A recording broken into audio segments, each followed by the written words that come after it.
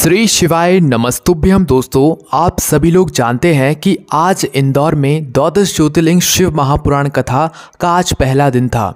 और दोस्तों, आज पहले दिन की कथा में पंडित प्रदीप मिश्रा जी ने कुछ उपाय बताए हैं जो कि आप लोगों के जीवन से सारी दुख समस्याओं को दूर करेंगे। साथ ही में कुछ ऐसी विशेष बातें बताई हैं जो कि आप लोग अपने जीवन में गलतियां करते हैं, उनको भी आपको सुधारना चाहिए। तो दोस्तों, सबसे पहले हम लोग बात कर लेते हैं उस विशेष उपाय की जो कि पंडित प्रदीप मिश्रा जी ने अपनी आज की इंदौर की द्वादश ज्योतिर्लिंग कथा में बताए हैं। तो दोस्तों, आज की कथा में पंडित प्रदीप मिश्रा जी ने बताया कि अगर आपके जीवन में कोई विषम परिस्थिति चल रही है, आप बहुत बड़े दलदल में फंस चुके हैं, आपका कोई काम है जो कि रुक गया है, वो हो ही नहीं रहा है, बहुत दलदल में आप फंसे हुए हैं, बहुत आपके सामने विषम परिस्थिति है और आपके हाथ कुछ भी नहीं लग रहा है, तो दोस्तों आपको करना क्या है कि इस उपाय को आप किसी भी दिन प्रातःकाल सुबह सुबह स्नान कर स्वच्छ होकर कर सकते हैं। तो आपको करना क्या है, इस उपाय में आपको ज़रूरत पड़ेगी एक बेलपत्री की और एक लोटा जल, जो कि आपके रसोई घर में आपके पीने का पानी जहां पर रखा जाता है उस स्थान से आपको एक लोटा जल भरकर तैयार कर लेना है। ठीक है, एक बेलपत्री और एक लोटा जल लेकर आपको प्रातःकाल सुबह सुबह शिव जी के मंदिर पहुंच जाना है। ठीक है, शिव जी के मंदिर पहुंचने के बाद सबसे पहले शिव जी के मंदिर के अंदर जैसे ही प्रवेश करते हो तो आप कोशिश किया करो कि भाई शिव जी को जो है 2 मिनट तक, 1 मिनट तक, कुछ सेकंड्स तक जो है उनको निहारना है, उनसे अपनी मन की बात बोलना है। ऐसे एकदम से जाकर बिल्कुल आपको जल नहीं चढ़ाना है। ठीक है, 2 मिनट आपको भगवान शिव को देखना चाहिए, निहारना चाहिए उनको। उसके बाद दोस्तों आपको करना क्या है कि आप जो अपने साथ सबसे पहले बेलपत्री लाए हैं, इस बेलपत्री को आपको शिवलिंग के ऊपर समर्पित करना है। पर कहां पर? अशोक सुंदरी वाले स्थान पर, जो कि शिव जी की सबसे छोटी बेटी होती है।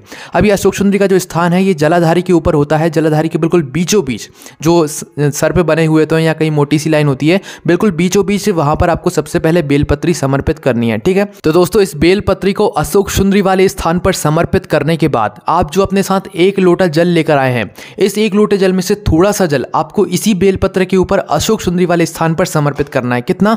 थोड़ा सा जल, या तो आधे लोटे से भी कम जल आपको अशोक सुंदरी वाले स्थान पर इसी बेलपत्र के ऊपर समर्पित करना है। समर्पित करने के बाद इस बेलपत्र को वापस से उठा लो। अब इस बेलपत्र को शिवलिंग के ऊपर आपको समर्पित करना है। ठीक है, शिवलिंग के ऊपर आप लोगों ने समर्पित कर दिया। समर्पित करने के बाद अब आपके लोटे में जितना भी जल बचा हुआ है वह आपको इसी बेलपत्र के ऊपर शिवलिंग के ऊपर समर्पित कर देना है। समर्पित करने के बाद यहां पर यह उपाय पूरा हो जाता है। समर्पित जैसे ही आप लोग ये पूरा जल कर देते हैं, उसके बाद दोस्तों आपको भगवान से अपनी मन की बात बोलनी है, अपनी मनोकामना बोलनी है, जिसके लिए आप ये उपाय कर रहे हैं। आप किसी विषम परिस्थिति में फंसे हुए, दलदल में फंस चुके हैं, कुछ समझ नहीं आ रहा है, आपको भगवान शिव से अपनी वह मन की कामना बोलनी है, मन की स्थिति आपको भगवान शिव को बतानी है। तो दोस्तों यह बहुत ही विशेष उपाय है, जरूर करके देखिए। आज इंदौर की कथा में यह उपाय बताया गया है।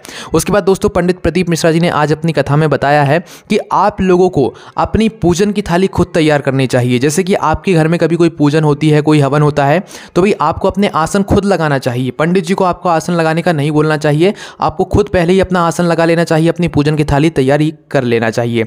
पशुपति व्रत कर रहे हैं तो किसी और से आपको थाली नहीं तैयार करवानी है, आपको खुद ही थाली को तैयार करना है। यह बात भी पंडित प्रदीप मिश्रा जी ने अपनी आज की कथा में बताई है।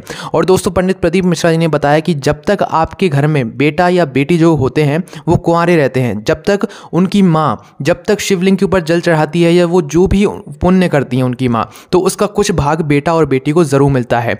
शादी के बाद जो है बेटा बेटी को नहीं मिलता है, फिर शादी के बाद जो उनकी पत्नी या पति जो मतलब कर्म करते हैं, पुण्य करते हैं, उनका भाग फिर उनको मिलता है। उसके बाद दोस्तों जो बुजुर्ग लोग जो है शिवलिंग पर जल चढ़ाते हैं या वो जो भी पुण्य करते हैं, उसका फल उनके पोतों, उनके पोतियों को मिलता है, उनके घर परिवार जनों को मिलता है। तो ये बात पंडित प्रदीप मिश्रा जी ने आज की कथा में बताई है। आपने किन बातों को सुना है, किन बातों को नहीं सुना है, और इन बातों को समझने में, उपाय को करने में कोई भी समस्या आती है तो कमेंट करके जरूर पूछ सकते हैं। ओम नमः शिवाय, जय भोले बाबा, श्री शिवाय नमस्तुभ्यम।